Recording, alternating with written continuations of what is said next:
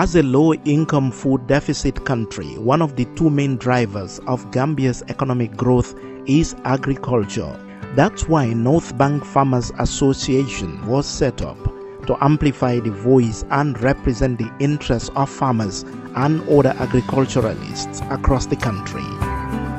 Through its Eat What You Grow and Grow What You Eat program, the association strives to meet a growing demand for local food by helping its members to raise production efficiently. North Bank Farmers Association offers series of trainings such as practical farms record keeping and agronomics training for its members, especially the women farmers who suffer the most in getting enough to meet their basic food needs. These trainings are aimed at empowering them to improve food security and the economic status of their families. North Bank Farmers Association also supports Gambian women gardeners in the villages to fence their gardens by providing funds for fencing materials such as galvanized wires and fencing poles. This is to help boost their household food, nutrition and income security.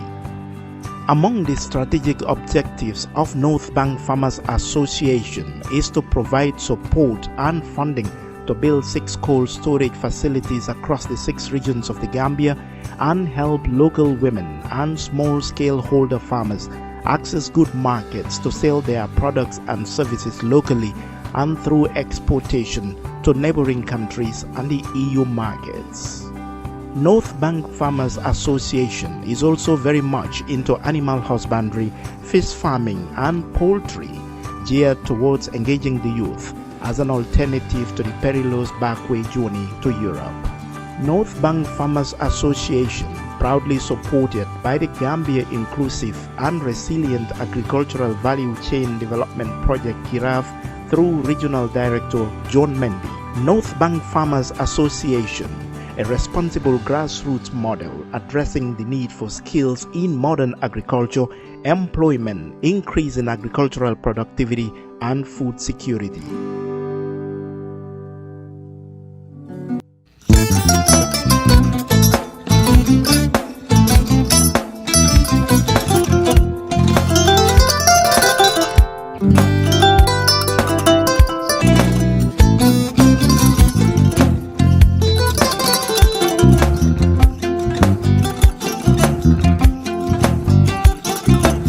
Agada ke mbijan raganya albaka mbaka important yo nga transfer la sto ya transfer la ha code nyinji okay porsan nsila id soto sa soto sorry agada mbijan bro albaka mbaka bara alla service o tariaka mo ki janna nun kunu bara tariaka jannom yona forest de bureau Gambia tonkon na no mbali ya bere birin koyna fo kato bari si kodo kino kato nim fo bolong labe 56 branches mola soto Gambia ja Gambia kono ani Gambia bantala bankol nko kodo kiya bere kodo sifa fo falindiro fo nyaadi lafta memmen na kodi to poto nim kodi maro jannam number 1 ti nyonta andum fana nata anoda enterprise sotale wolam nyindi ko domorol fana kol fana be firale de dadi man domorol dil fana beteat Gambia dawda yalo ngam fa kendol sotale je wo moyo diat apelen da barka ba lafta nyelan kendol e binaji yalo bu kanila ko la barka ba yalo ndel ciosano lo barka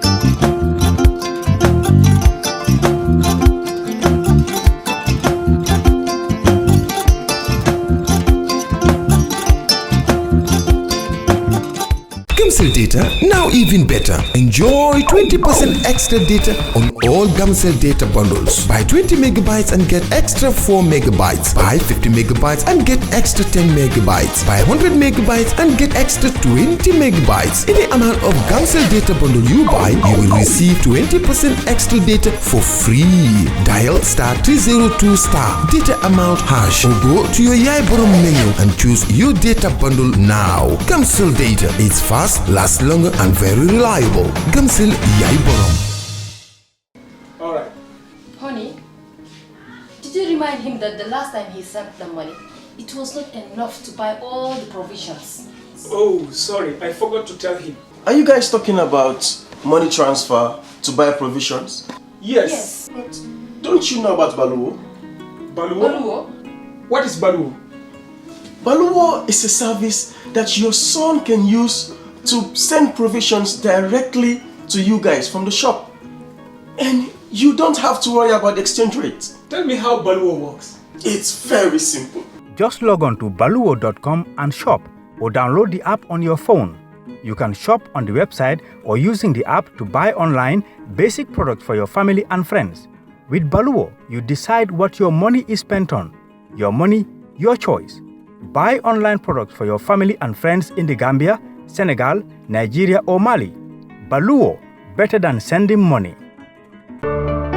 For the first time in the history of the Gambia, Gambia Printing Publishing Corporation proudly introduces the Biliomatic exercise book printing machine. The machine has the capacity to print more than 20,000 books per hour. Yes, 20,000 books per hour. It also prints magazines, newspapers, calendars, flyers, normal books and all kinds of printed documents plus items at affordable prices. With the Biliomatic printing machine, GPPC can now render high quality and non-size restricted printing service supply across the sub-region. Rush now and partner with GPPC for all your public and private printing service needs. Print with us today and you'd be offered highly professional, reliable and efficient service delivery by our team of experts. The Gambia Printing and Publishing Corporation is here to meet all demands and is reliable at all times. For more info, contact us on 437-4493 or 437-4402. GPPC is Gambian and it's yours.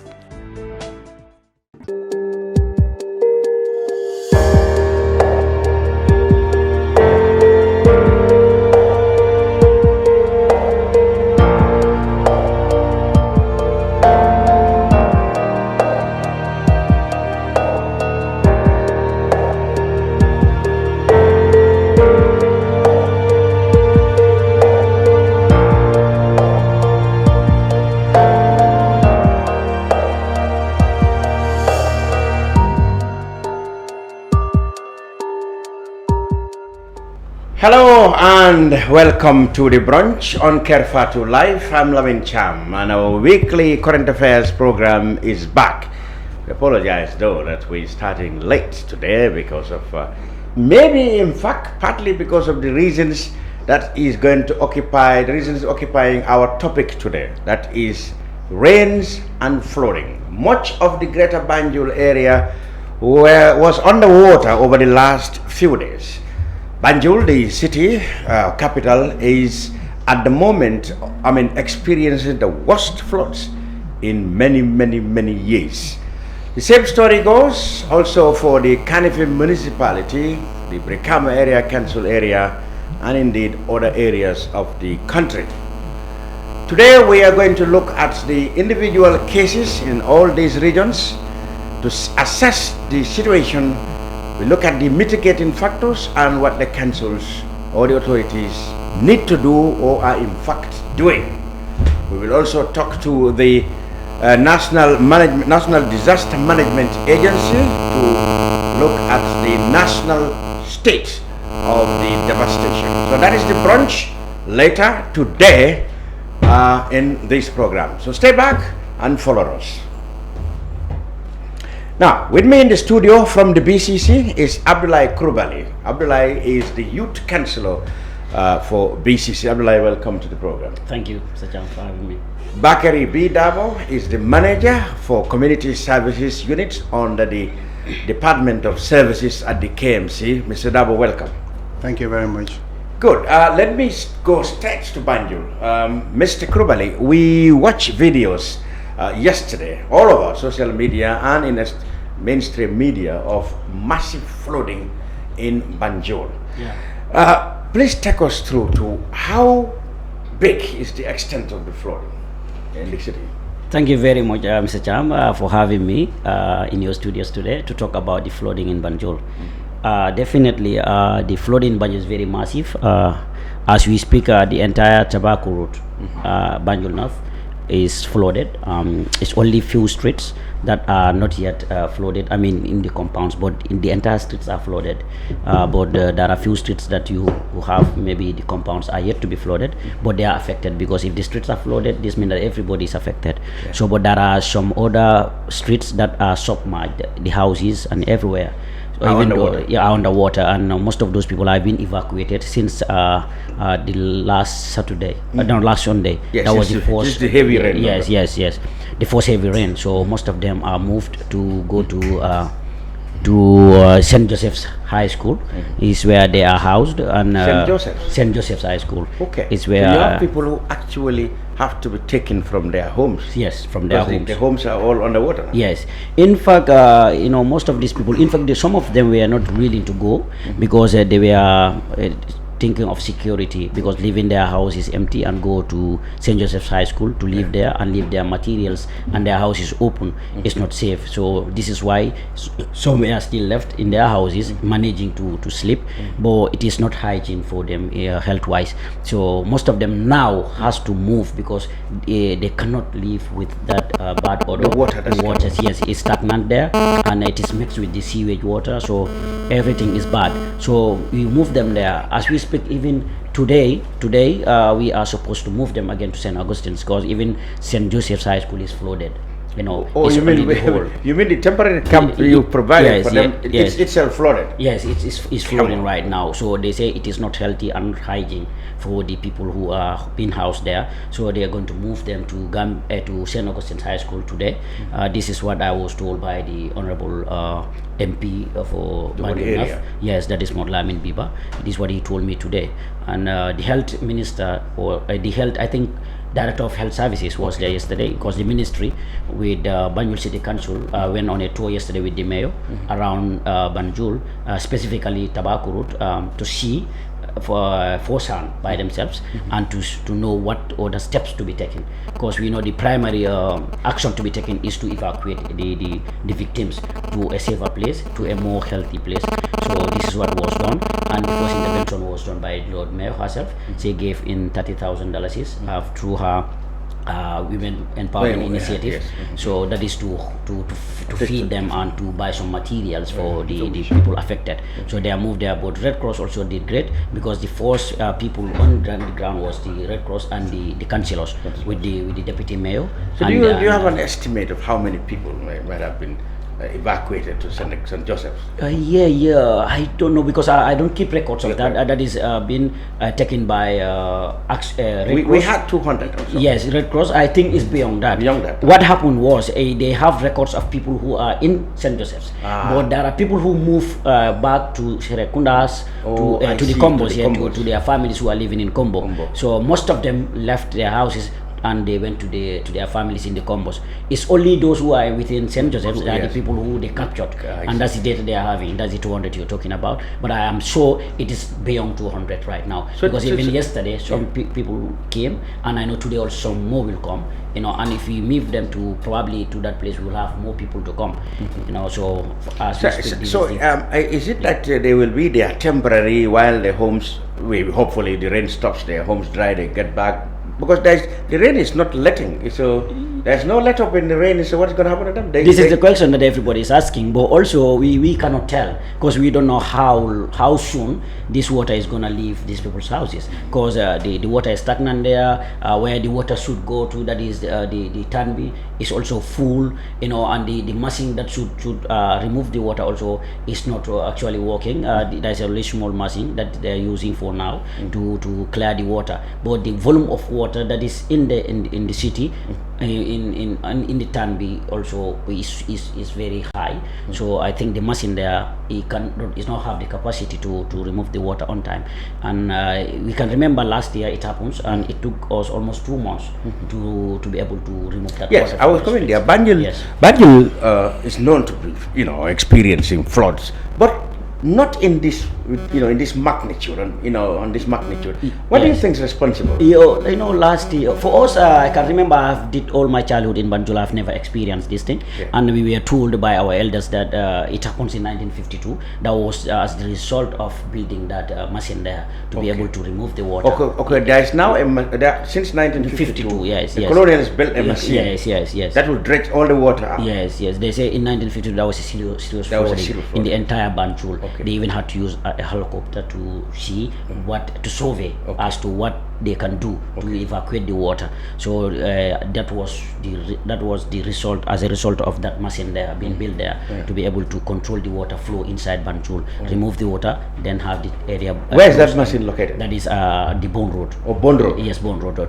So it can take water from almost everywhere in Banjul. Yes. They have ring canals. Oh, they have canals. The drain system is connected to bigger ring canals that let the water out through those canals to the sea. Yes, now they build it machine, and there are outlets that these canals are connected to. So they goes through those outlets to the canal. Then the machine will let it out. Pump it into the river. Or the Atlantic or the river? Yeah, to the Atlantic. Yes, to the Atlantic. Okay, let's go to that machine, because we have an amateur video of the area when officials visited the place, and we have somebody on the ground that was explaining what the situation looks like. So let's follow this video.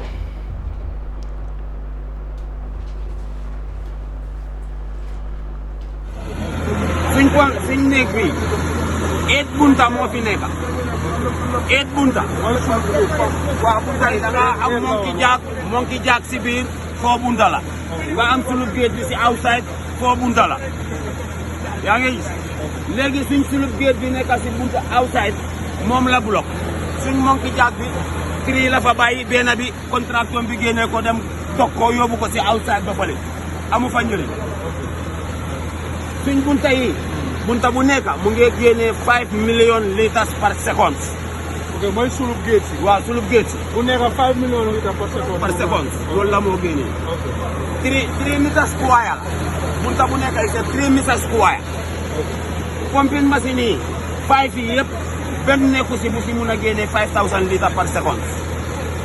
léegi 5 million litres par seconde ak 4 pumping machine bi génnee 5000 litres par seconde. ba doon arrangé Banjul. sulub géej si moo ñu arrangé. kon nañ ko fa delloo. please dama leen ñaan ngir yàlla nañ ko fa delloo. moo arrangé Banjul. mooy suñ bakken. pumping machine bi mooy bakkeni Banjul.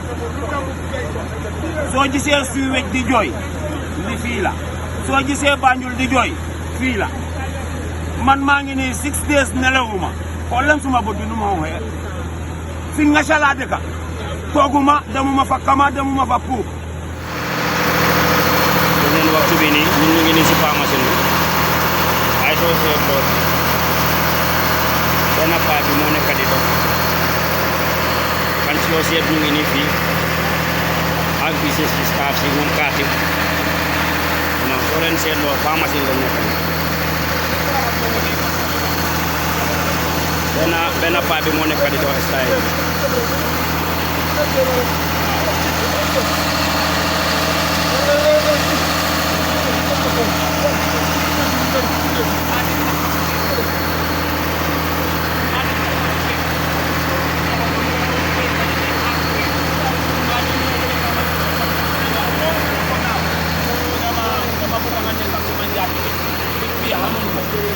ma oo ko ma ne ko xaari mi ne ma naam mi ne ma dama ñëw pour renouveler fii ma ne ko waaw dëgg la léegi fii renouveler bi defar bunta bi la léegi moom mi nga ma contracteur mi ne ma ñoom biñ defar bunta bi dañ koo bloc ñu introduce pumping machine ma ne leen loolu baaxul Banjul xaadi maa ngi si liggéey bi fii 7 years ba léegi mënut a pare fii right now 2 years yi Yaya Jammeh ak 5 years yi Barrow day Barrow ñëwaat toogaat ba léegi mënut a pare. so right now bunta yëpp dañ ko bloc. yëpp dañ ko concret. dañ ko concret di. waaw dañ concret bi yëpp dañ ko concret. bu ma waayalee fii ba ma gars yi bu nga xuloo ya man bu nga xeexa man te xam nga ma jël contrat pour may boo dimbale pour gars yi am yoon mu terminé suma contrat maa moom li boobu maa ngi xeexa moom laas mun nga bale pour bu mu ko dee laas mun nga bale laa doon xeexa moom pour lu mu ko dee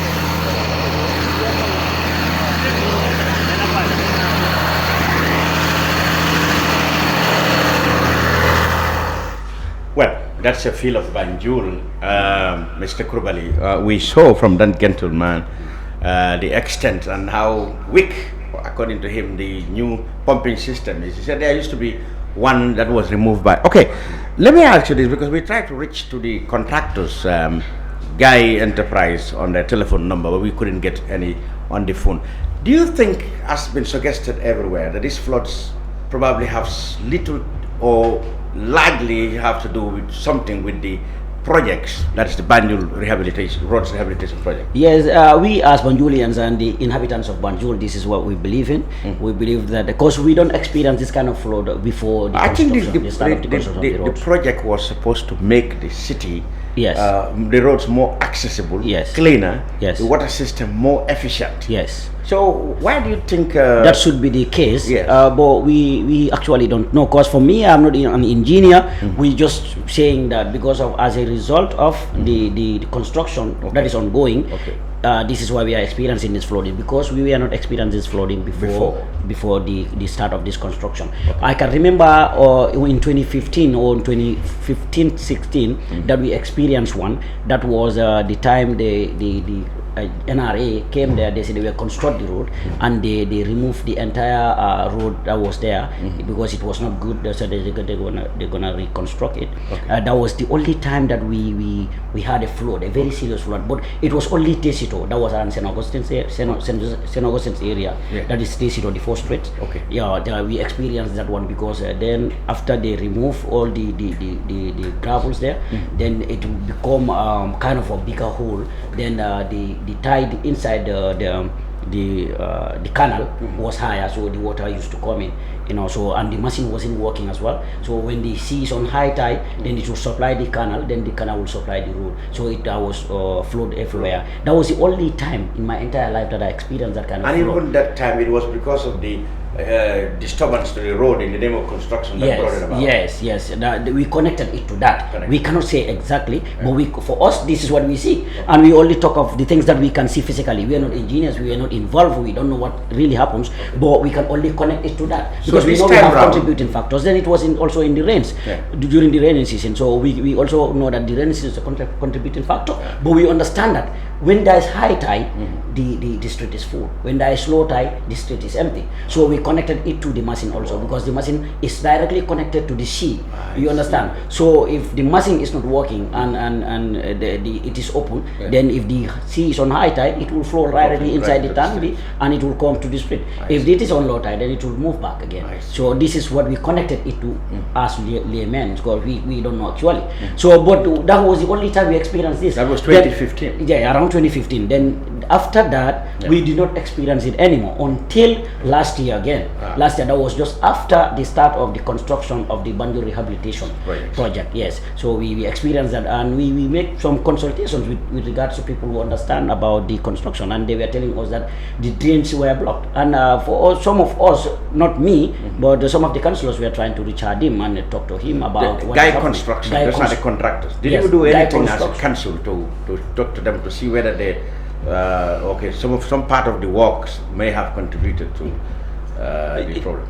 We've done that. We've done that on several occasions. But they will tell you that Banjul City Council is not involved in the project. It's purely central government project. You understand? So if you can remember, that was this time that the mayor even has to stress about it, and even has to invite all the media houses. He had a confrontation with the then Minister of Works. Yes, about the thing, because the reason for that was journalists were every now and then coming. Even myself, I used to avoid the journalists. They would always say, Kurubally, we want to interview you about the roads, the construction going. But what would I say? I'm not. Because BCC was not there. Yes, we were not involved, and you cannot say certain things and you end up implicating yourselves. So that's why we always reserve ourselves. Then mayor decide to call the media houses, to have kind of a dialogue with the Minister of Works to clear the air about what is happening, because they thought Banjul City Council is directly involved, and we are directly responsible.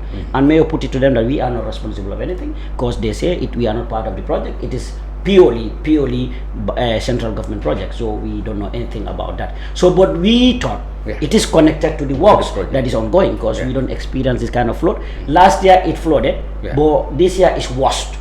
Because last year it was only few, and these are the compounds that we are just next to the ring canal, across Banjul, but now the entire Banjul, the entire Tobacco Road is flooded as we speak right now. There is no road that you will use that has no water. There is no compound. It's only few compounds that will enter that don't have water right now. And the water, like the health people, personals, we are saying yesterday, the water is contaminated. It's contaminated. It is very serious. We have also had issues like alligators or crocodiles surfacing in the water down there. How true is that? It's very true. It's how very much much of a threat is that? It's very much true.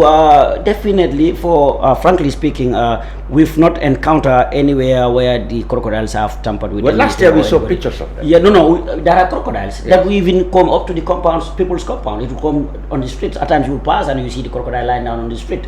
But what I'm saying is probably the reason why they don't take steps, because they are not very, to me, they are not harmful. They have not attacking people. Crocodile is always a crocodile. Yes. They are wild animals. You cannot talk for them. But what I'm saying is the reason why I think they don't take action. This is from my own thought. Is what I think. Because they know that there are crocodiles, and in fact last year we catch a crocodile on the street, and we have to call Parks and Wildlife to come and take the crocodile, to remove the crocodile and took it. So ever since we've been talking to the central government through various outlets, various media, social media handles to let them know that this is happening. That they should come to our aid. But I can see that the government, President Barrow was visiting the floods. Didn't he start in Banjul? Was he not in Banjul? No, he started in Brikama. We were informed that he was coming to Banjul, that he was going to start with Banjul. But later on, we were there and we were told that he's going to start from Brikama. Then from Brikama, he will come to KM, then to Banjul. He came to Banjul late in the evening, around after 4 to 5.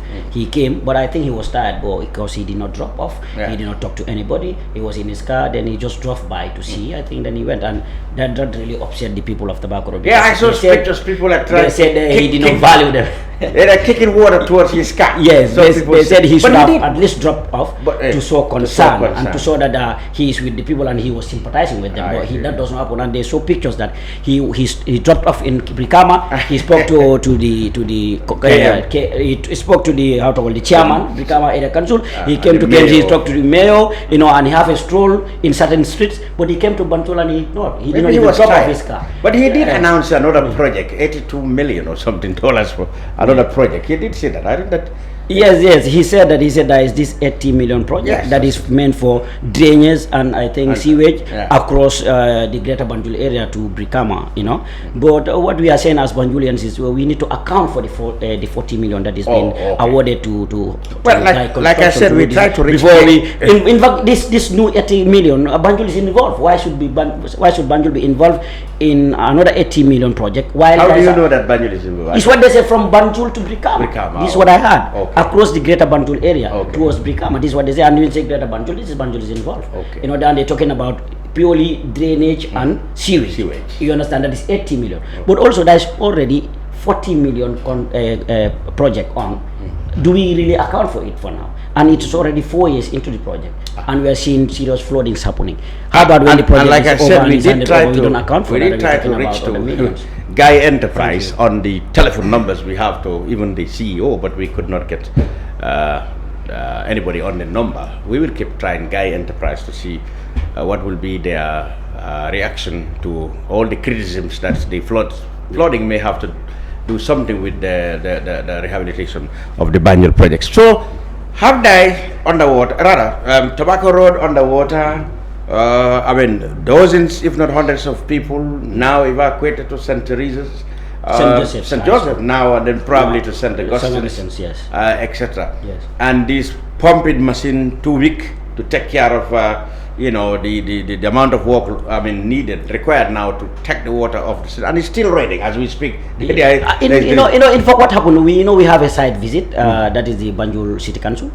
We went there. We met with the Minister of Environment there.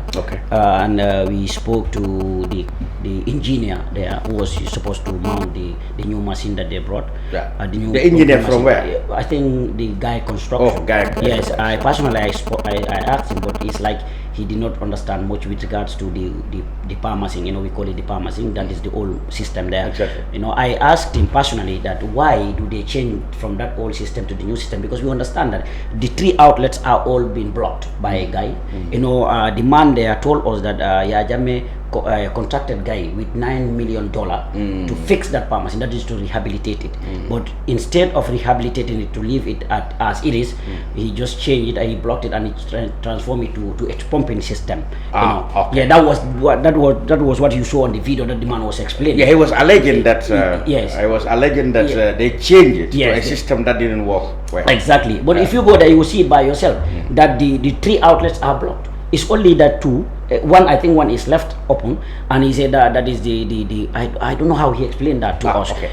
That this is the reason why, because he said those 4 outlets would take out, I think, about 20 million liters of water within a second.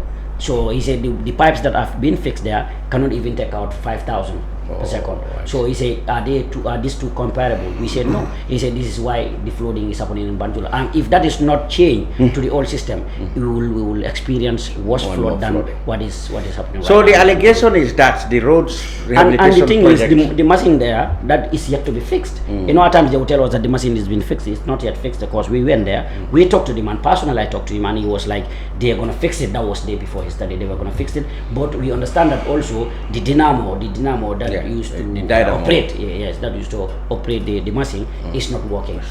And the machine is powerful. It's more powerful than the dynamo to make it work. So it wouldn't give sufficient power. And they were also saying that it is NAWEC's fault.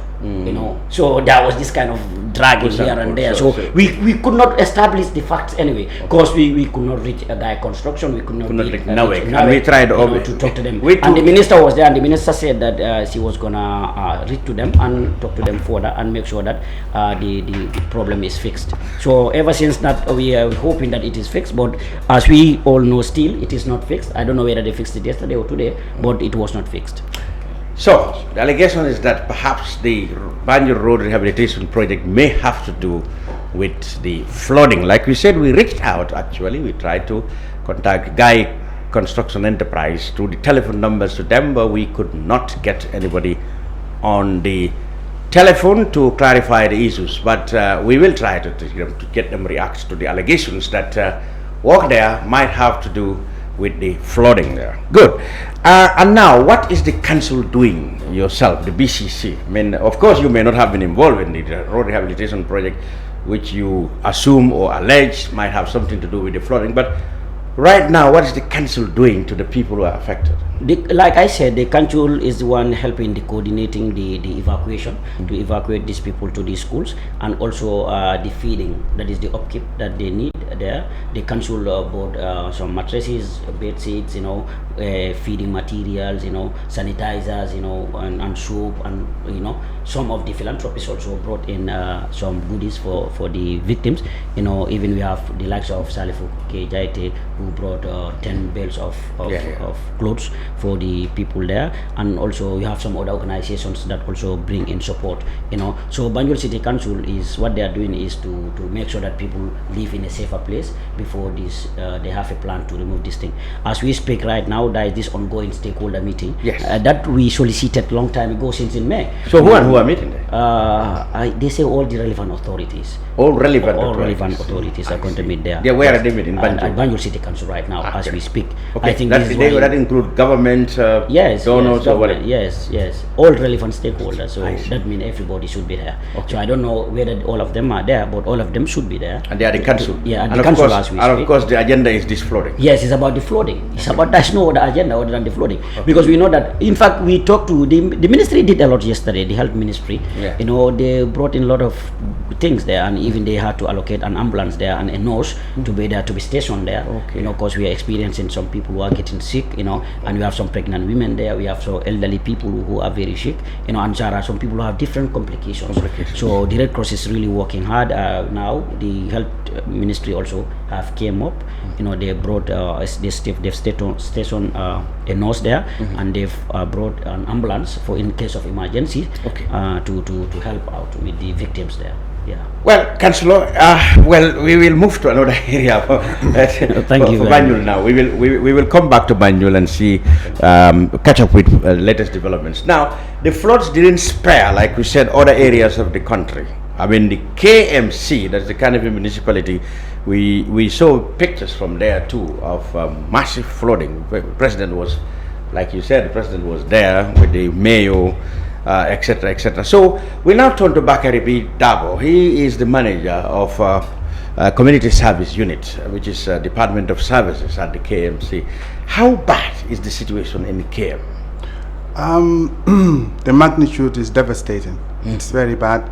From the first day on Sunday to the second day, it was very, very bad. Almost 60% of the entire municipality was flooded. So you can see the magnitude and the devastating situations of the people of the municipality. You know, this year rainy season caught everybody with a big surprise, and the amount of rain that pour was quite so much. But wasn't there a warning by the meteorology department? I remember back in June, actually, they forecast earlier and heavy rain. Yes, it was given out as an early warning system to inform the general public that this year there will be heavy downpour of rain. And because of that, definitely as a result of the flooding within the municipality, we encounter, like I said, 60% of the municipality communities are flooded, except 3 communities, that is 3 wards. Where? That is Bakau, Newtown, is only 3 compounds that were flooded. Oh yeah? Yes. Even Farokono, which is notorious. No, that is Old Bakau ward. Oh, that's Old Bakau. Yes. Okay. And then Kanifing also, actually they don't experience that much flooding as well. And the other end is Ibo Town is seriously flooded. Ibo Town. So where are the areas? Ibo Town, Bundung? Ibo Town, New Josiang seriously flooded. And Talinding, Farokono always also very seriously flooded. And then you have Bundung, Bantaba seriously flooded. Bundung Bohol partially flooded as well. And then you have Latrikunda Iringanya is seriously flooded, and you have Erinjang, which is very bad. People's compound inundated, submerged, and all their foodstuffs contaminated with water. Actually, as well as the Manjai Kunda end. Even our fence, the main fence of the Bakote dump site, fence, nearly 30 to 40 meters collapsed. And that black water it just spilled in it was carried away to exactly, compound. Exactly, and some of their foodstuffs were also contaminated. So you come to the other end, that is around Farokono in Bakau, also seriously flooded. Yes. Now, I mean, this, of course, you said these areas. Does it have to do with, like some people suggest, that people settle in areas that are naturally uninhabitable areas that are bound to experience flooding because of the location. So aren't there any avenue for the council to work with the central government to enforce regulations that really ban people from settling everywhere so that they can really avoid these disasters? Yeah, that could have been done earlier than now, because people have already settled. Of course. And forced eviction universally is not acceptable. As we speak, people have already settled and dwelt in the But even if it is their big interest. It should be based on consent. And that consent also, you need to look at so many factors. That is socio-economic factors and all other factors. I've been to Talinding and Ibo Town, and there are areas that are not habitable during the rain. Exactly. And the people will be evacuated, but in the dry season they will come back. Yes. The only way you can do it is to engage them and also sensitize them, give them early warning that every year that we should expect that much rain and probably there will be flooding. and then mitigation measures and other preventive measures will be taken, like we are doing in KMC. Now, actually, this year rain is so much that we cannot even handle. But before the rainy season, we have conducted a series of activities, namely the drain cleaning exercise. We spend almost over $6 to $7 million cleaning the drains, but the drains are too narrow that they cannot even contain the amount of running water. So even if there aren't any obstacles in the drains, yes, if it is clean, even if it is very clean, the amount of water, they are too narrow that the amount to of handle the pressure. Exactly, they cannot handle the pressure. And so they will burst. Oh yes. And then the other thing, like you said, some compounds settled on waterways. Exactly. And then they block. You cannot block waterways. Yes. No. One thing must happen. Yeah. Your compound will submerge. Yes. Or you have to leave the waterway for water to go. So how as a council are you doing? Like you said, okay, there have been work that your council embark on, like how to call it, cleaning the waterways, but practically you cannot resettle the people. Isn't that possible? No. At the moment, we cannot resettle people because you need to find where to resettle them. The location, the land must be available. And even if the land is available, you need to speak to them and they must consent to it. And they must you must provide all the resources they need. Now, like I said, for example, consent is one. The area around Kotu was known to, Kotu residents were known to have been given somewhere. Yes, but some of them, they came back. They didn't. Some left, but some also came back.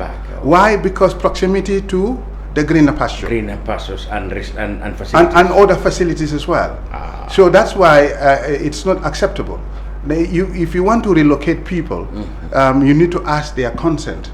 And you need to provide the social amenities that they need from where they are moving to where they are going. So the problem started much earlier. Much earlier than now. Yeah, so what we are doing now is to inform them earlier that they let them prepared. You see, the preparedness method or approach need to be put in place. All those things are captured in our disaster management contingency plan for humanitarian assistance. That is that have already been developed. And this is what the council KMC is using. So that before the rainy season, we go back to the disaster management contingency plan and see areas that we need to reactivate. And then take that approach to ensure that the community know that this year, through the help or the information from the Hydromet and the Water Resources Department, to inform the people that probably this year there will be so much rain, so get prepared before it comes. And the other areas I had been talked about in the KM area, of course, is like you said, the lack of the rampant settlement of people on low lands, like the furrows. You talk about Talindin furrow, Bakau furrow, and all of this, and it's continuing. But isn't the council to blame if you continue to see people settling in these uninhabitable areas? Council don't control land. No, but at least you can give guidelines. No, that's what we're doing. We always sensitize the community that do not settle in waterlogged areas. Okay. Because the risk is high. But lands are ministry, and that is Ministry of Department of Land. Yeah. They give land. It's central government land. I see. Okay, and through the alkali, all these lands are given. Yes, alkalis are within the jurisdiction of area councils, and then of course they have their representative in council as nominated councillor, but series of discussions in this nature is always ongoing to ensure that the community, the people, are definitely informed that don't settle in waterlogged areas, because if you do it at your own risk. You cannot enjoy quality of life. No, you cannot living in enjoy quality of life like any other person. Yeah. So the only thing we can do for humanitarian support, when it happens, then we have to go and then support them. So that's what council is doing, and that's our primary objective. to make sure that we go out there and provide mitigative measures. And currently that's what we're doing. Even on Sunday tomorrow, we are going to do that. We procure over 10 pumping machines, and we are using these pumping machines. Of course, other communities have their own pumping machines, like Manjakunda and other areas, and they're using that for mitigative measures to help residents who are already inundated with water to pump the water out so that they can have at least comfortable. To take it where? In the street. Yes, because into the drain. It wouldn't get its way back to into the drain. At least drains are a little bit empty. So you need to redirect the water to the drain again, so that at least they can walk into the compound easily. But that is, of course, provided the water is not continuing. The rain is not continuing. Yeah, exactly. But as long as the rain is going to come as it used to come, like on Sunday, this past Sunday, we are going to experience another problem again. But then we are more ready because we are conducting another fundraising venture. You know, this contingency plan, the chairperson is the mayor himself. And the committee converged. Even yesterday we had a committee meeting, and from this meeting we laid down plans and strategies of how to approach the mitigative measures and how to mobilize resources. These resources are not only going to focus on what has happened currently, but it will also capture the future occurrences of flooding and other disaster within the municipality. Wow, interesting. Now, the Gambia government's body responsible for, looking after and taking actions and studying and providing solutions to these kind of disasters, of course, as the name indicates, the National Disaster Management Agency. With us in the studio is Edriss Manne. He is Geographic Information. The title is long. Can you tell me all the titles that constitute your nomenclature? As a Senior GIS, Geographic Information System and Data Management Officer. Wow. Are you a Badibunka? No, I am not. I'm a boy now. Oh, okay. Good. So, throughout last week and up to now, and from what you have gathered, your office definitely must have a heck of a time, not only to, assess and, compile these disasters, but of course to work out really what is to be done, at least provide relief, if not permanent solutions to this problem. What is your office up to now? Mr. Cham, as we currently speaking, the National Disaster Management Agency is responsible for coordinating all disasters in this country. I can see you must have come from field work. Exactly. In fact, I was even prepared. I was prepared to go to Banjul to the field, and then I was called to come here. Yes. All of you are in the field. Yes, exactly. And even last week, we didn't had a good weekend. Because what has happened during the past weekend, exactly, like on Friday train up to Saturday and Sunday, exactly. So I was part of the team that went out with the vice president, and also part of the team that went on Monday with the president also. So as we're speaking right now, we are still doing the coordination, and we are still talking to partners and stakeholders also, and whosoever is having what to support with, you can kindly come forward and support us with. As my brother also mentioned here, there's currently a meeting, going on in Banjul, exactly, relevant stakeholders, so that to see, what we can put together and respond to the needs of the people. And also our data collectors are in the field. We are working closely with Red Cross and with all the councils as well, in terms of data collection, and these data will determine the response to the needs of the people. Yes. So what sort of stories are you hearing? You heard some from Banjul and Kerr. Are there other areas that you heard of? Yes. West Coast, for example. Yeah, West Coast, for example. We invited a representative from the council, unfortunately. Okay. They didn't turn up. How was that? What are you receiving? What kind of stories? I saw pictures of Brikaman the flooded too. Yeah, the frustration of people are all the same, because we are all hit by the same climate hazard, that is the flash flood. And Gambia, we almost all of the way we live is the same, exactly. So what is happening in Banjul is the same thing that's happening in West Coast and other regions as well. Even if you maybe have watched videos coming from Basse also. Basse, yes, exactly. So Due to the construction of that bridge, that new road. So that means that from what you heard, that also may have problems like Banjul. Exactly. To be honest, that of Banjul is really serious, honestly.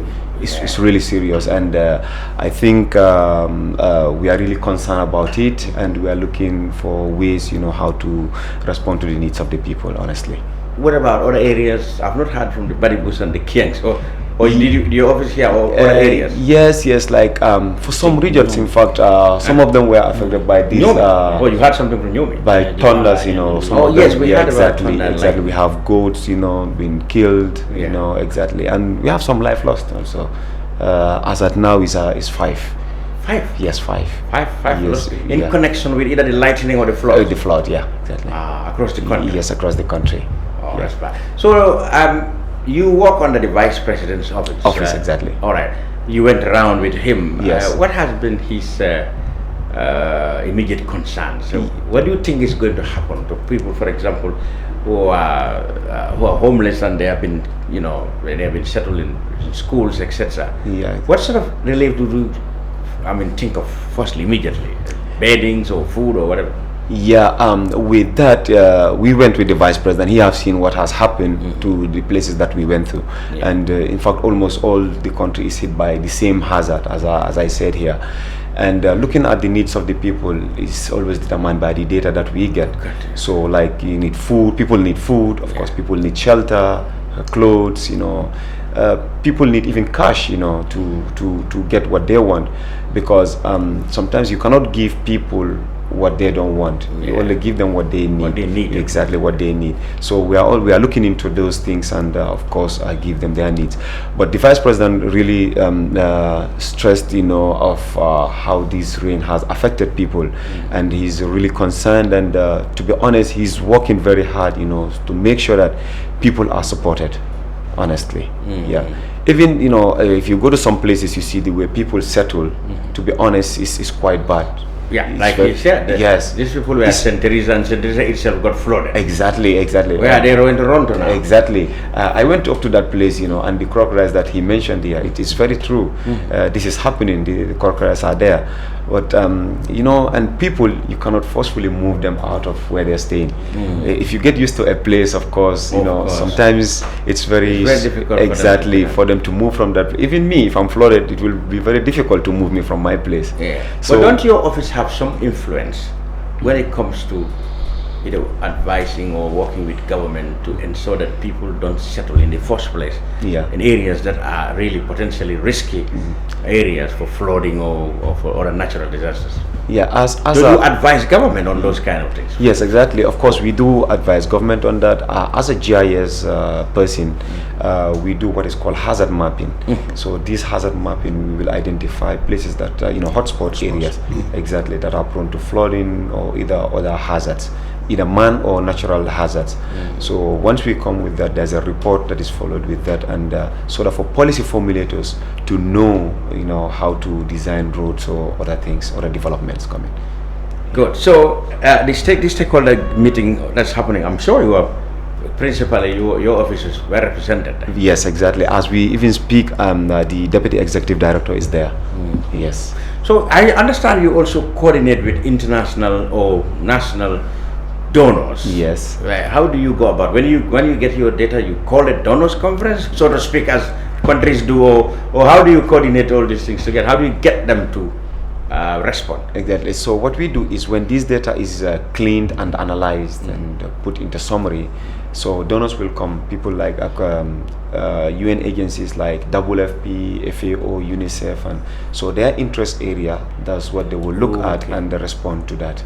Like WFP, as we speak, even they are offloading. Soldiers are even offloading rice at the WFP store and other food items. The army is helping. Yes, it's helping. Yes, get the road exactly to put them on trucks. Exactly. Yes. Standing by. Yes, standing. They are waiting for your advice. Yes, as we speak, even the food items are being offloaded flooded at the WFP warehouse in Kanifing.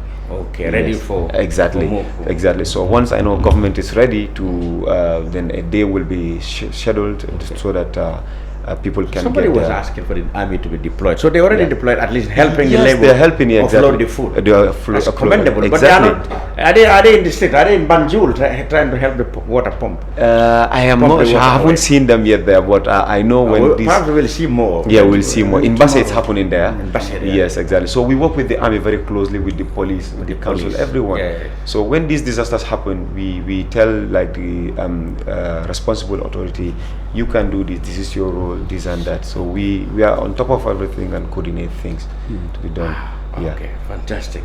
So let's move on back to Banjul. The BCC, like you said, have already started providing immediate reliefs and stuff like that. But what do you think should be done about Banjul? Because when we talk about KM, we're talking about people coming and settling, in areas that we all know definitely are inhabitable when it comes to rainy season. But Banjul is an old city. Very old. People are not settling in new areas. These are all old settlements. Settlements, yes. Yet the problem persists. Yeah, I think one thing they should do is to avoid giving the wetland out to investors to settle there, because investors are building warehouses there, and when the backfill is done, it's like the capacity that should take water is reduced.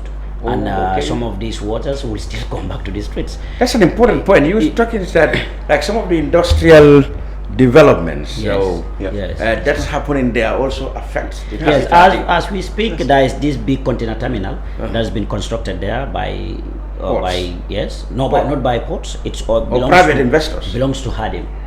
Guy Enterprise. They're building a container terminal. They've built it already. It's a very vast one, and they have to tamper with all. That's not ports. That doesn't belong to ports. No, it does not belong to ports. I think ports is renting it from them, from Guy Construction. I thought that's part of the ports expansion program. No, it belongs to Guy Enterprise. And it's a very vast area.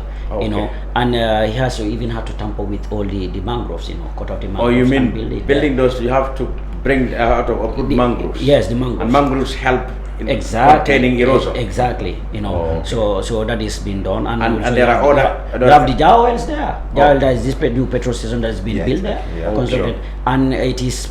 These are all contributing factors to this. So you mean the government should look at how to avoid, this construction of these things that will involve removing the protection that may be available to contain erosion and stuff like that. Exactly. And also keep maintenance of the machine. The pumping machine. Yes, because if the pumping machine has a problem, even though in the drying season when there is no rain, if the pumping machine is not working, when the drains are overflowed, it will always come back to the streets. So it has to offload its waters into the sea. So, and it is only done by the pumping machine to pump it out. Initially, like I said, the old machine, the old system that was there, you just uplift the barriers, then the water will flow out, then you close it again. Then you don't even need current, you don't need generator, you don't need anything. It was just naturally built like that. I don't know how the right people built it. Yes, like the dam. But now you have NAWEC that is should be on operation. If there's no electricity from NAWEC, then this means that this machine cannot work. You understand? So these are all issues. I think they should look into a better mechanisms to put in place there to making sure that in the future we will avoid this kind of rains. And you are, like you said, Banjul is an old settlement, and there are no new settlements. And these people, we've been there for, like I said, for ages. We've never experienced this kind of flood. I mean, even if there are floodings, they are not to this magnitude. This one is really worse. How I wish you go there by yourself. When I saw a lot of pictures. For me, I would say pictures are not sufficient at some point. But if you go there, you see it by yourself. You will know definitely what people are talking about. And right now, the Banjul City Council needs support. We really need. We don't have the capacity to really. We don't know how long. We are going to give aid to these victims because they are relocated, and we never know whether they are going to be there until school opens, and if school opens, these people have to move out from the schools. So where are we taking them now? I think these are things that, but I think today, after the meeting, maybe there will be answers. Yes, because like you said, we need security, and I know the Minister of Interior is going to be there, all the security apparatus are going to be there. Like I said, all relevant authorities are part of this meeting. But I know as when the meeting is done, we will get to a better understanding of how to what to do to mitigate further destruction with regards to this flood. And have people back to their homes. Like I said, the last year flood, it took more than 2 months. 2 months to for people to have access to their houses. To their homes. Yes, to their homes. Most of those people also move to Combo to their families. So we might have a lot of people actually live in the city now. Yes. So since that happened, we wrote this year. Like I said, we wrote to Minister of Infrastructure.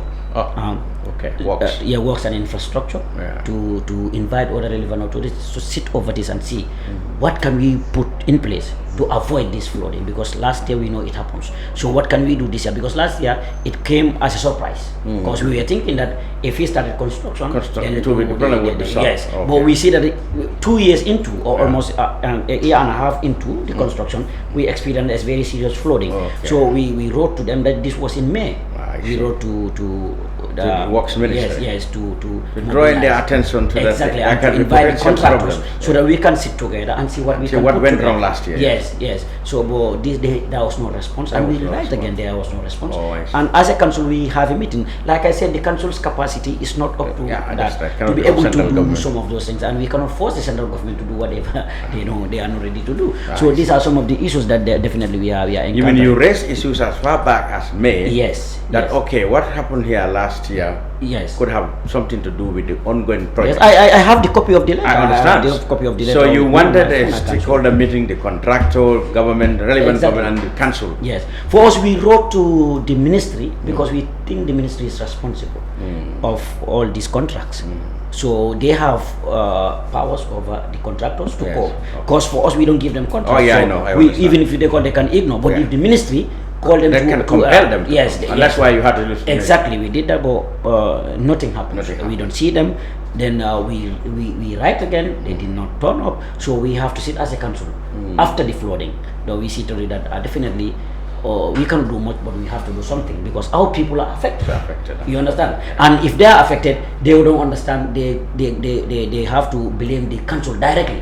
This is the council. The easiest target for criticism is things like there's a council. Yes, of course. Yes, councils are the primary this thing of development in any place. So that's why for them they see council. All the problems they say council. It's only few who understand the role of the central government. Exactly. The people are not blaming council directly. You understand? But it is understandable. And also we are going out and talking to people. Like he said, we sensitize them and talk to them about some of these things and what some of the things that they need to do.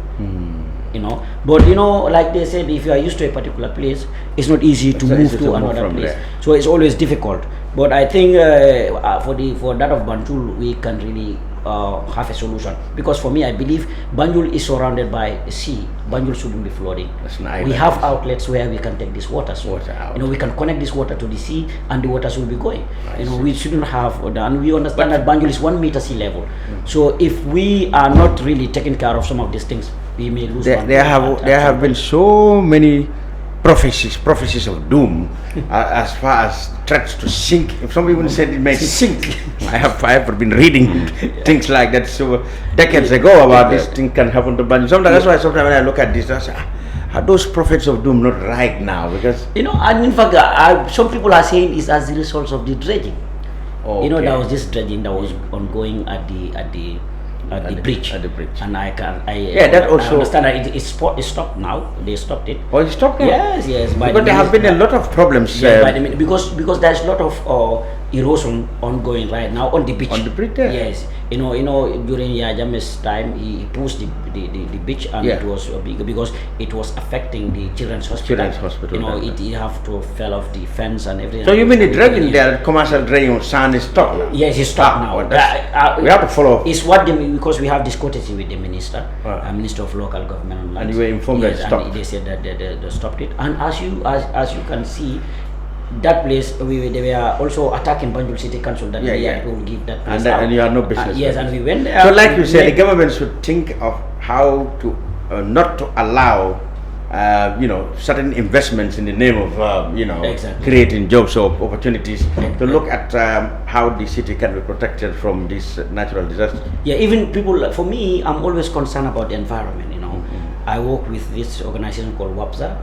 Is an environmental organization. Yeah, I know. So the first meeting that we had, during our council meeting, I raised this thing. I said that whether we are doing an environmental assessment, this thing, impact assessment.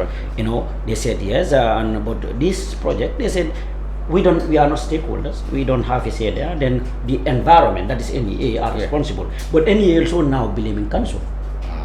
You understand? But how can you blame council when council is not part of the contract at all? We are not involved. We are not contacted. We are not asked for advice. By that, we should be monitoring. Absolutely. We should be monitoring the works going on there. We understand the city better than we have city engineers who could have worked with the guy construction to be able to make sure that things works. And looking at the drains, like he said, they are very narrow, very small. We are thinking that as far as it's a rehabilitation project, we are going to experience bigger drains, very big, and that can contain all this water. But the same drains that were there, as narrow as these, cannot contain those waters. You understand? Even if the drains are full, at times the streets are flooded.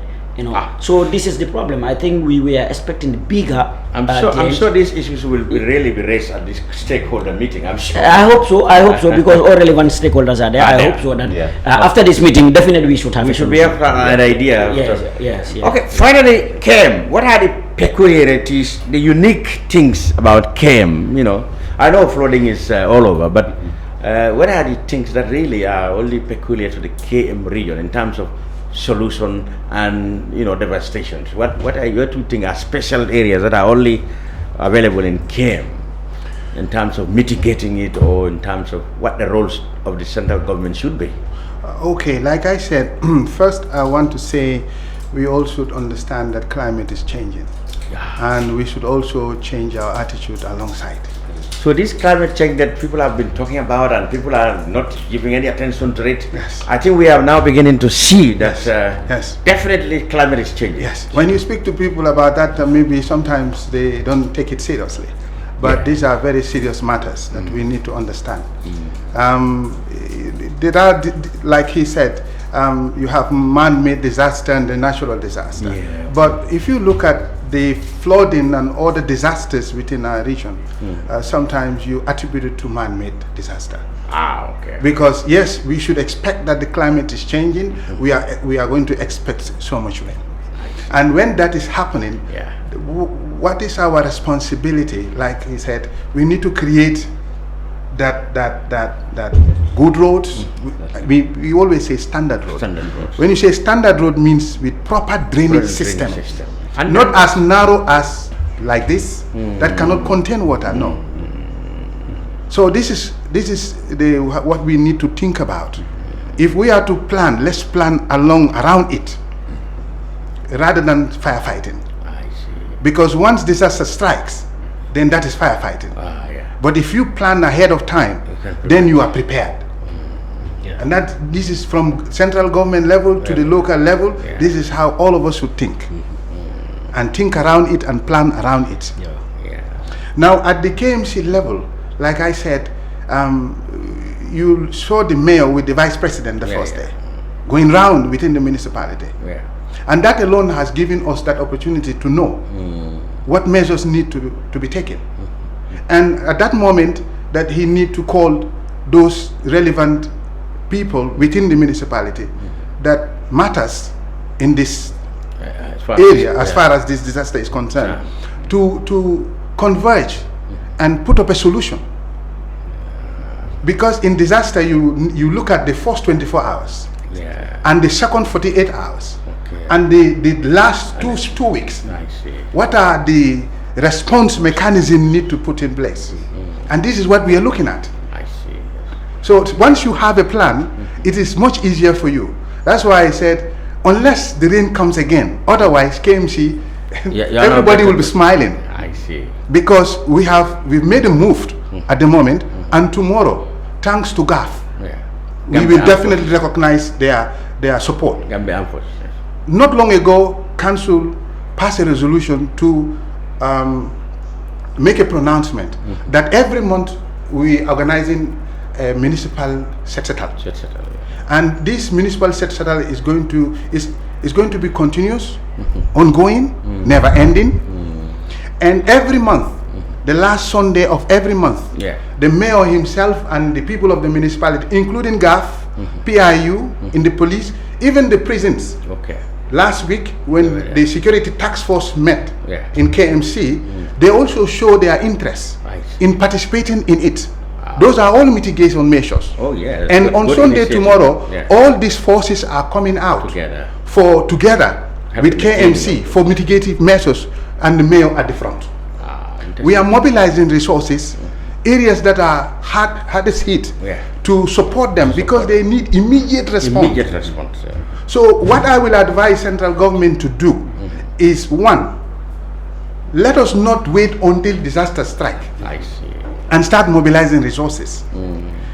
I think government should now think around it in the national budget to create a contingency budget, a disaster contingency budget. They call whatever service. What was it called? No, central services. No. Well, it doesn't include this. No, we have a regional disaster contingency plan, and I believe there is a national disaster contingency plan. Yes, and there are resources that are highlighted in this plan that is needed. From the early warning to the response. Everything is captured in the plan. Government should go into this plan and then create a special budget into the in the national budget located for the disaster contingency plan. Interesting. This budget can be used to have a stock prior to disaster, rather than waiting for donor interventions. Government should take the lead, because I saw the 2022 budget, but what I am trying to say is, let them prepare 2023 budget. Let them, if it is there, if it is not there, let them create a supplementary budget to capture a standalone disaster contingency plan budget. Special budget for it. Exactly. Only for disaster response. I see. Either they have a stock. If there is no stock, you cannot do first 24 hours response. You cannot do it. And people at that time need response. They need help. So there should example I mentioned in Manjai, those 7 households that we assessed, and they are badly affected. Their foodstuffs were contaminated. Who knows that night? You have about how many children, how many households? Some are 38, some are 20, some are 15. They need to eat that day. Unless the neighborhood helps them, they will not have food to eat. Absolutely. This is how we need to think. We think outside the box. We factor things that are unexpected. Sure. In our national plan. Let us not wait and start firefighting. Issues happen, incidents happen, we go start fighting. But doesn't this also highlight, and I think there has been a lot of improvement, that is the misunderstanding, I don't know whether it was for the political reasons or not. There was bad blood between the councils and the central government for some time. I don't want to drag into politics, but don't you think these are areas that really make it necessary for the central government and the local government to work hand in hand? For me, I have not seen any bad blood between central government and local. In the past, KMC was embroiled with disputes with the local Ministry of Local Government. I'm seeing now, with the coming of the new minister, many people observe that there has been a lot of improvement in relationship, and people want that to be extended to work in their working relations. Yeah, that I wouldn't call it a bad blood. It was. It may be some misunderstanding on the issues. Yes. When there is no, for example, like the Wolof said, Rero awud nyaka watan mo yes, they didn't want to sit, they didn't want to talk. Exactly. You see, that was not dialogue. For example, if I am the minister of the of the ministry. And there are departments and other institutions that are within my ministry. I have not stepped my foot in those departments or institutions, even for a day, to discuss and know the issues and problems of that institution. Hardly would I know how to solve the problems. I see. That was the case before. That was the case. I see. I think that could be an oversight. I think the minister, since he took office, the toxic nature of politics. No, when he took office, I think the first thing all the ministers does when they took is to go around, familiarize themselves. Yes, the areas under there. Exactly, and then have a tete-a-tete discussion so that they know the problems, and then they are able to find out solutions of those problems. I think if that happens, there will not be any misunderstanding. The new minister actually did that. Of course, he did that. Many people believe since he came, relations with the councils have improved, interactions. Yes. So that's and you know. People want that to be extended to, towards working relations. That's the role of a doctor. Only to diagnose, to know the problem and be able to cure the subvections you people council have been crying. Exactly. Maybe it will come now. Probably, and we are hoping. But at the level of preparedness, as far as this flooding is concerned, like I said, we are mobilizing resources. We even we want to conduct a fundraising to mobilize resources so that we can have a contingency stock, not only for this disaster but the future ones. Yes. Let's give the last word to Edriss Manne from the National Disaster Management. You agree with Mr. Darboe that there need to be a budget purposely for disaster management. Yeah. How much money do you have now in the budget? Were you under the Vice President's office or you are on your own in the budget line? We were on the office of the Vice President. On the budget line? Yes. How much is given to you? I hope much of it is given to the Vice President himself. For that one, I wouldn't know. You wouldn't know exactly what it's like. He wanted a budget that will outline exactly this for NDMA. Exactly. Yeah, not under the Vice President. Yeah, sure. That's how it should be. It should be definitely. I wish the Finance Director is here, and maybe he would have told you how much money. Exactly. Yeah, sure. Maybe you should tell the Vice President that much of the money should go to you. Yeah, definitely. I think he's very right. We have been working together for so long, and he's my colleague also. Yeah. We have even went for a training in Ghana, disaster preparedness. So exactly. And about the contingency plan that he said here is something very true. And in fact, there is a regional one, and we are even going down to deep communities, translating these contingency planning to them, disaster management contingency plan, so that they understand what are the climate hazards and what they do when they reach us, and how can one prevent from happening, prevent them from happening, and also how to mitigate these climate hazards. And also he mentioned about the way we construct our roads. I think we should change our attitudes, the way we do things now. I think we should live the way with how the environment is now. People grow strong in the environment that they live. You grow weak in the environment that you live in. So for us to live better, I think we have to change. Every of our things should be climate related now. Our policies should speak climate, hazard, about climate change. What we are even also doing is about having disaster risk reduction, in our educational curriculum system. So that school children can understand things about disasters, about climate risk reduction and other things. So once they grow, they also will know how to live with the environment. Yeah. Good. Edriss ML Manne. He is geographer. One of his designation is definitely data collection. I know. Thank you very much for coming up to share. Your office's policies and reactions to this disaster that is still ongoing, because it is raining. When I was coming to the studio, it was drizzling. I don't know whether as we speak other areas is still raining. But then, of course, a good initiative. And Barkary B. Darboe, BB, I will call you BB Darboe Junior. There's already a very famous BB Darboe, isn't it? Yes. Like we have an MC Cham Junior. Thank you very much, Mr. Darboe, for coming. He is the manager of Community Service Unit under the Service Department of the KMC. And Ablie Kurubally, he is the Youth Councilor at the BCC. Thank you all for coming on the brunch. We will be back next week. Until then, Lamin Cham wishing you have a great weekend.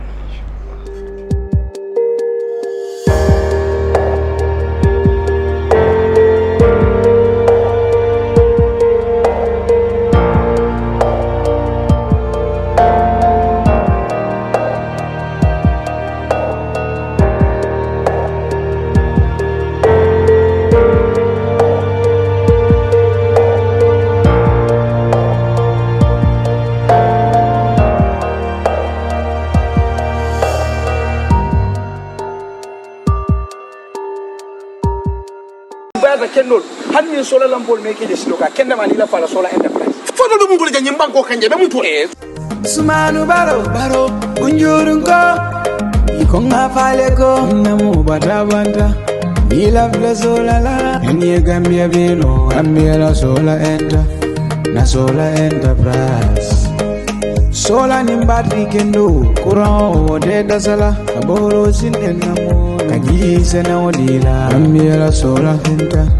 Nasola Enterprise. Jaliwo, Sola Kende Soto, Jali Mamfo Fena, Sola Kende Soto.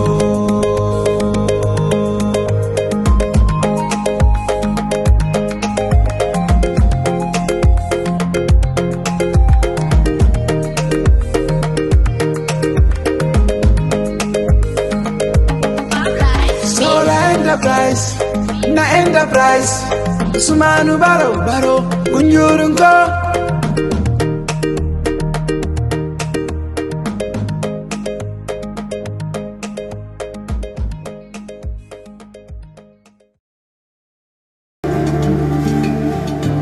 Islamic microfinance is becoming an increasingly popular mechanism for poverty alleviation, especially for developing countries around the world. This microfinance service adheres to the principles of Islam as a form of social responsibility. Yona Islamic Microfinance is the Islamic microfinance of choice in the Gambia, trustworthy and reliable. At Yona Islamic Microfinance, we provide savings products, current accounts, financing products in conformity with Islam. In addition, Yona Islamic Microfinance also offers local and international remittances, Takaful Fund, management of Zakat, management of Awqaf, trading and investment, and building of strategic partnerships to bring financial services to the doorstep of the poor with donor projects, madrasas, youth organizations, women groups, and farmer organizations. Make a choice with Yona Islamic Microfinance today.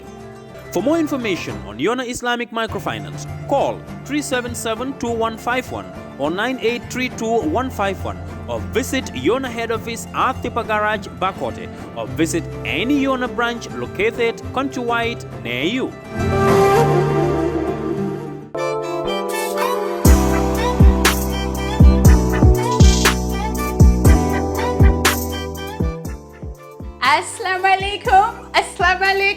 Assalamualaikum. Nan lañ rek waaw togge gi ñor na te waaw hankay luñ wax cin bu naré neex bu baxé xet gi jolli xet gaangi jolli all over town lawa. Home again. This is home away from home. Lepp lo xamne rek da ngeen ñew holidays namon ko Gambia fi manan lañ rek bismillah hankay excellent mu ngi ni weddi gis ayu ciare ñu ngi nii nag nekkal lañ fii ci diggi Manjai ñu ngi on the Manjai Kotu Highway ci boori lan Atlas bi waaw ci right next to the Atlas duma sax introduce bagage yi parce que bagage yi moom am sone waaw Kër Fatou def na ba baax dinañ lañ ko benn bennal ngeen gis ko yëpp naan lañ nag anything loo lañ na ma rek boo dee gisu lañ ko fii ni ngeen di def rek mooy ni ngeen ko taamoo defee rek reng ma ne la aha nga ne ma loo bëgga waaw doo lañ bëgga rek ñu indil lañ ko muy Kirkland water muy Max apple juice muy apple eve lu mu di nekk rek kañ so Charles mën nañoo doxantoo nii tuuti rek moom jéem a woon gars yi rek liñ leen fi amal pine solo ngoog coffee mate ngoog waaw citronella candles. But then you like being outdoors, talk to biti, they enjoy the outdoors. Indil nañ leen different versions of citronella candles. Ñoo ngi nii neexet nag ba bëgg a dee waaw bu dee sonn ngeen ci muntaay ga laa wax de axankañ ñoo ngi nii domino sugar different kinds of coffee. My favorite in the entire store is this sardine.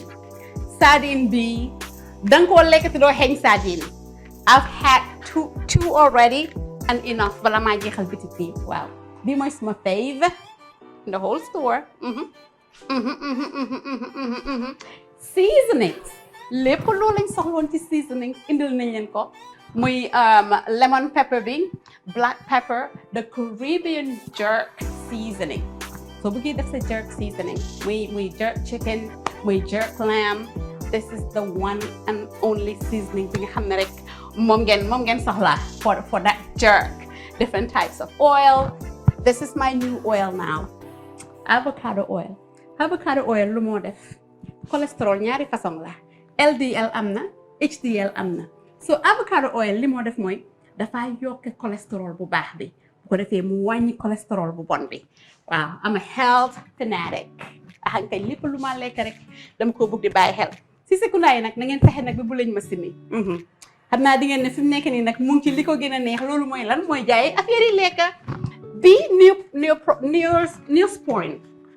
Neosporin dafa nekk over the counter garab boo xam ne famille bu nekk war nañ ko mën a am ci seen kër xale yi buñ daanoo buruusu tuuti rek gaañu oo nga am koo xam ne dafa diabetic nekk sa kër this is a must have danga ko cee def rek mu daal di rek wér king waaw Neosporin nga lépp loo xam ne rek most of the things I use at home I try to bring for you guys in town waaw tiki ngoog tiki torch bii mun nga koo def rek ci sa balcony mbaa ci lawn bi dafa daaxa yooyu waaw mun tay ga tubaab moo nekk nii then tiki refill la bee nekk nii yii nii citronella oils lañ yii those are different versions of tiki nga xam ne yooyu mun nga koo def rek at the deck the balcony outdoors you wanna chill out ahankañ yooyu noonu la cereals yi nii tamit these are all healthy cereals bi is my favorite organic la moom tamit xam naa di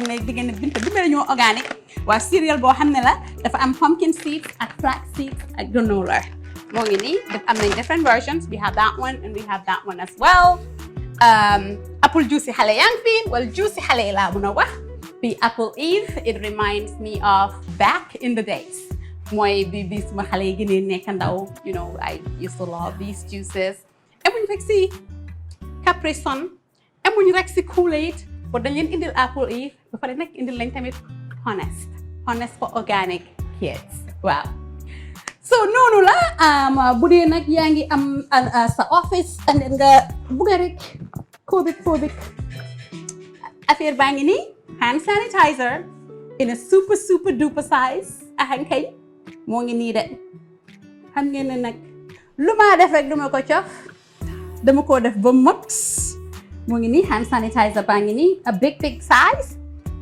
maalo yaa ngi nii si sekunda yi ana ngeen excellent different types of rice are all here so we just setting up ñu ngi just set up ñu ngi yokk more stuff as a matter of fact suñ new shipment baa ngi war a exit tey boobu dina war a am adult diapers the dispense ak yeneen so ñu ngi right here on Manjai Highway sori wuñ ak Atlas bi used to be Elton léegi Atlas la ñu ngi jàkkaarloo ak Dr. Slab waaw so I think those are very very good landmarks so place bi naxariwta am naxariwta xam at all and most importantly di nga am space pour park so ñëwee all you gotta do is park nice and neat outside loo jënd ñu dukki indil la ko ba ci sa biir moto.